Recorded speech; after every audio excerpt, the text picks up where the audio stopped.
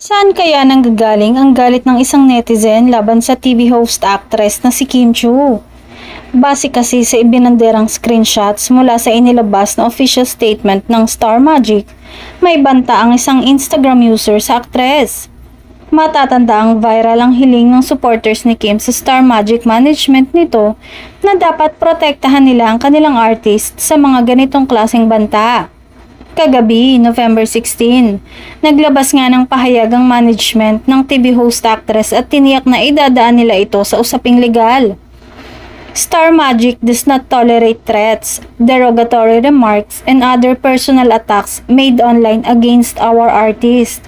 Bungad ng Star Magic sa post sa social media. Giit pa nila, these acts have serious and damaging consequences and we will take legal action if necessary.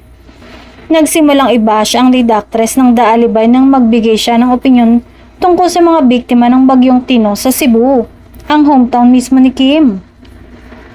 Napansin naman na isa si Kim sa paboritong i-bash ng mga taong ayaw sa aktres na ikinataka naman kung bakit dahil wala naman itong ginagawang masama.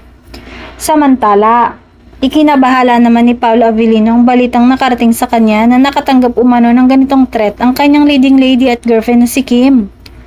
Ayon sa source, agad daw naging alerto si Paolo nang malaman ito at hindi umano niya ito binaliwala. Kwento ng malalapit sa aktor. Hands-on at protective daw si Paolo kay Kim lalo na nitong mga nakaraang araw.